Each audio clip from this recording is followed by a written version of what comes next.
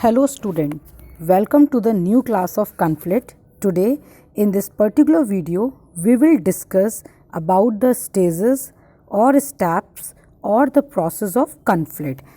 First of all in 1967 में mister Pondy ने ये प्रोसेस या मॉडल या स्टेजेस को डेवलप किया था, जिसमें उसने बताया था कि किस तरीके से कॉन्फ्लिक्ट जो है फर्स्ट स्टेज से मूव ऑन करता है डिफरेंट स्टेजेस में। ये स्टेजेस जो होती हैं 5 स्टेजेस में डिवाइड किया था।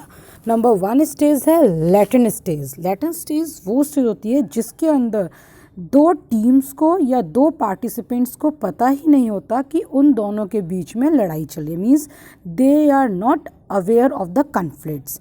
ये बेसिकली उनके सबकॉन्शियस माइंड में मूव ऑन करती है और ये तब अराइज होती है जब ऑर्गेनाइजेशन के अंदर कुछ चेंजेस अराइजेज हों। ये चेंजेस किस फॉर्म में होते हैं? लाइक फॉर एग्जांपल ऑर्गेनाइजेशन ने अपने रूल्स एंड रेगुलेशंस चेंज करे हों, ऑर्गेनाइजेशन ने अपनी टेक्नोलॉजी को चेंज किया हो, ऑर्गेनाइजेशन ने अपने स्ट्रक्चर को चेंज किया हो, ऑर्गेनाइजेशन ने अपने गोल्स को चेंज किया हो, या फिर एक ओवरलोडेड टीम को न्यू प्रोजेक्ट आपने दे दिया हो। सेकेंड स्टेज होती है परसीव्ड स्टेज। ये स्टेज वो स्टेज है जहाँ पे पार्टिसिपेंट्स या टीम फुली अवेयर है कि इन हम दोनों के बीच में कन्फ्लिक्ट अराइज हो चुके हैं। कैसे पता चलता है? क्योंकि एक पार्टिसिपेंट्स दूसरी पार्टिसिपेंट्स को उसके गोल्स को अचीव करने में प्रॉब्लम क्रिएट करता है, बट इसे हम रिमूव तभी कर सकते हैं जब वो दोनों ही पार्टी आपस में एक पॉजिटिव कम्युनिकेशंस को करें। थर्ड आता है फेल्ट कन्फ्लिक्ट। फेल्ट कन्फ्लिक्ट वो कन्फ्लिक्ट होता है जहाँ पे हमारा जो कन्फ्लिक्ट है वो दो पार्टीज़ का कन्फ्लिक्ट, मीन्स दो टीम या पार्टिसिपेंट्स का कन्फ्लिक्ट ओपन हो चुका है, यानी कि वो कन्फ्लिक्ट को जो है पर्सनलाइज कर चुके हैं, अपने ऊपर लेने लगे हैं। इससे क्या होता है, दोनों ही पार्टीज़ या टीम के बीच में इंटरनल टेंशन क्रिएट हो जाती है, स्ट्रेस क्रिएट हो जाता है, फ्रस्ट्रेशन क्रिएट हो जाती है। Fourth one is manifest stage. Manifest stage क्या होता है? जहाँ पे कन्फ्लिक्ट ओपन हो चुका है प्लस हर कोई उसे ऑब्जर्व कर चुका है। और ये ऑब्जर्व कैसे होता है? बिकॉज दोनों ही टीम या पार्टीज जो हैं एक दूसरे की बातों को अपोज करती हैं, एक दूसरे की बिहेवियर में चेंजेस आ जाते हैं, एग्रेशन शो होने लगता है, एक दूसरे से आर्ग्यूमेंट्स करने लगती हैं हर बात पे, या एक दूसरे की फीलिंग्स को डैमेज करती हैं। लास्ट वन आता है कन्फ्लिक्ट आउटकम, या फिर आ सकता है कन्फ्लिक्ट आफ्टर मैथ। इसे हम कन्फ्लिक्ट आउटकम भी बोलते हैं या कन्फ्लिक्ट आफ्टर मैथ। इसमें क्या होता है, conflict all over the organisation पता चल गया है, यानी सीनियर्स को जूनियर्स को सबको पता चल गया है कन्फ्लिक्ट हो गया है दो टीम्स के बीच में, इन दो टीम्स के बीच में। तो हेड की मेन रिस्पॉन्सिबिलिटी होती है इसे रिमूव करने की, और रिमूव करने के दो तरीके होते हैं, या तो डीकंस्ट्रक्टिव कन्फ्लिक्ट को करे, यानी कि कन्फ्लिक्ट को बिल्कुल बंद कर दे, या फिर इनकरेज करे कि कन्फ्लिक्ट अराइज हो और एम्प्लॉयज़ के बीच की टेंशन रिमूव हो और डिफरेंट आइडियाज़ उनके कंपनीज में आए, क्रिएटिव आइडियाज़। इस कन्फ्लिक्ट आउटकम को ही और एक्सप्लेन करने के लिए मैं नेक्स्ट टॉपिक आपका स्टार्ट कर रही हूँ, जिसे हम बोलते हैं कन्फ्लिक्ट रिसोल्यूशन या कन्फ्लिक्ट मैनेजमेंट। कन्फ्लिक्ट रिसोल्यूशन क्या होता है? जब कंपनीज के अंदर दो टीम या पार्टिसिपेंट्स के बीच में कन्फ्लिक्ट अराइज होता है तो एक हेड या मैनेजर की रिस्पॉन्सिबिलिटी होती है उसे रिजॉल्व करने की या रिड्यूस करने की, and that method is known as conflict resolution. यानी कन्फ्लिक्ट को जब कम करते हैं या उसे रिड्यूस करते हैं बाय डिफरेंट मेथड से, डिफरेंट टेक्निक से, डिफरेंट इंस्ट्रूमेंट से, उसे हम बोलते हैं कन्फ्लिक्ट रिसोल्यूशन। बट मैनेजर जब भी कन्फ्लिक्ट को कह सकते हैं कि रिजॉल्व करता है तो दो तरीके होते हैं, या तो वो कन्फ्लिक्ट को इंक्रीज करता है जिसे हम बोलते हैं फंक्शनल कन्फ्लिक्ट, या फिर हम बोलते हैं कंस्ट्रक्टिव कन्फ्लिक्ट, या वो कन्फ्लिक्ट को बिल्कुल बंद करता है जिसे हम बोलते हैं डीकंस्ट्रक्टिव कन्फ्लिक्ट या डिसफंक्शनल कन्फ्लिक्ट।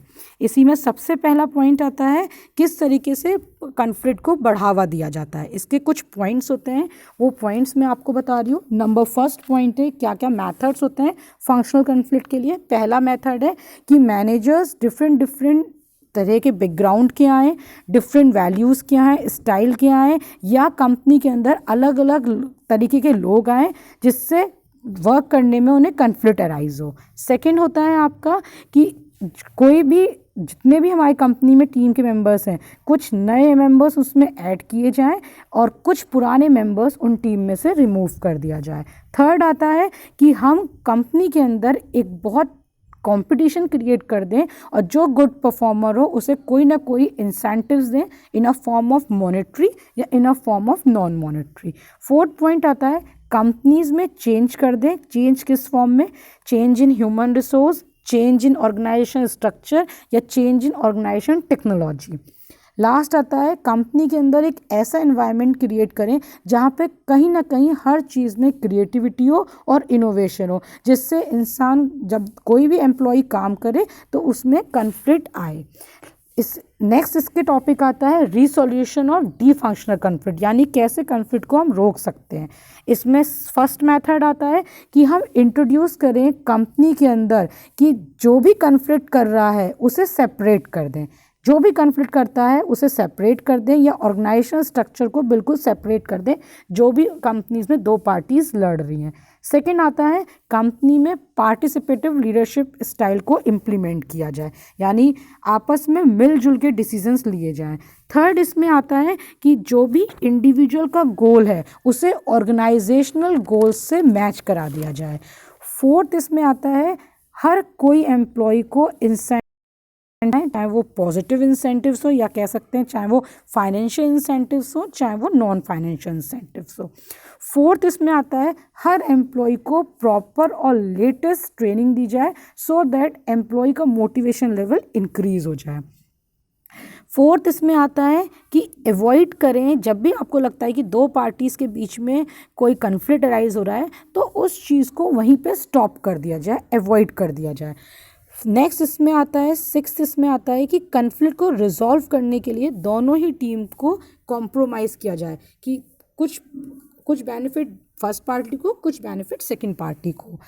एट्थ इसमें आता है अलाउ आर्बिट्रेशन। आर्बिट्रेशन होता है जिसमें हम थर्ड पार्टी को इन्वॉल्व करते हैं दो टीम्स की कन्फ्लिक्ट को सॉर्ट आउट करने के लिए। ये थर्ड पार्टी इंटरनल मेंबर भी हो सकता है, ये थर्ड पार्टी आउटसाइडर मेंबर्स भी हो सकता है। नाइन्थ इसमें आता है अगर एक डिपार्टमेंट में कन्फ्लिक्ट है या एक पर्सन कन्फ्लिक्ट कर रहा है तो उसे हम दूसरी ब्रांच में मूव ऑन करा दें। और last and the 10th one is the most important कि कंपनीज में अगर आपको कन्फ्लिक्ट रिमूव करना है तो आप स्ट्रिक्ट रूल्स एंड रेगुलेशंस को फॉलो करें और जो उसे ब्रेक करता है उन्हें पेनल्टी पे करनी पड़े। नेक्स्ट टॉपिक इसमें आता है कन्फ्लिक्ट मैनेजमेंट स्टाइल्स और टेक्निक्स क्या क्या होती हैं कन्फ्लिक्ट की। सबसे one and the most important technique है अवॉइडेंस। जब दो पार्टी कन्फ्लिक्ट कर रही है तो किसी एक पार्टी को इग्नोर कर दें कि यार इसे तो लड़ने की आदत है, इग्नोर कर दें उसे। सेकंड कोलैबोरेशन जो बहुत इंपॉर्टेंट है, दो पार्टीज जो लड़ रही हैं वो आपस में एक साथ बैठ के किसी एक निश्चित सॉल्यूशन पे आएँ और उसी को इम्प्लीमेंट करें अपने कन्फ्लिक्ट को रिमूव करने के लिए। That is known as collaboration. Compromise क्या होता है? जहाँ पे दो पार्टीज़ आपस में बैठें और जिस चीज़ पे कन्फ्लिक्ट हो रहा है उसका कुछ पोर्शन उससे इट मीन्स कॉम्प्रोमाइज़ के अंदर क्या होता है कि दो पार्टीज़ में जो भी कन्फ्लिक्ट हो रहा है तो कुछ बेनिफिट फर्स्ट पार्टी को हो, कुछ बेनिफिट दूसरी पार्टी को, उसके बाद एक सॉल्यूशन ढूंढा जाए, यानी कि दोनों ही पार्टीज पार्शली सेटिस्फाई हो तब एक सॉल्यूशन ढूंढा जाए। एकोमोडेशन मतलब क्या होता है? जिसमें कि दो पार्टीज़ के बीच में कन्फ्लिक्ट है तो कोई एक पार्टी अपने आप को सरेंडर कर दे और ये कह दे कि ठीक है जैसा ये कह रहा है हम वैसे ही काम करेंगे। That is known as accommodation. अब नेक्स्ट टॉपिक आता है कन्फ्लिक्ट प्रिवेंशन स्ट्रेटजीज़। इसका मतलब क्या हुआ? कन्फ्लिक्ट को किस तरीके से रोक सकते हैं। इसके दो स्ट्रेटजीज़ होती हैं। पहली स्ट्रेटजी पार्टिसिपेटिव डिसीजन मेकिंग, यानी कंपनीज़ के अंदर चाहे वो लोअर हो मेंबर हो चाहे वो अपर मेंबर्स हो, टॉप लेवल के मेंबर्स हो, सब लोग मिलजुल के कंपनी में पार्टिसिपेटिव स्टाइल्स को इम्प्लीमेंट करें, यानी हर कोई डिसीजन ले सकता है और वो डिसीजन म्यूचुअल कंसर्न के साथ हो। सेकेंड आता है कोलैबोरेशन एंड टीम स्पिरिट।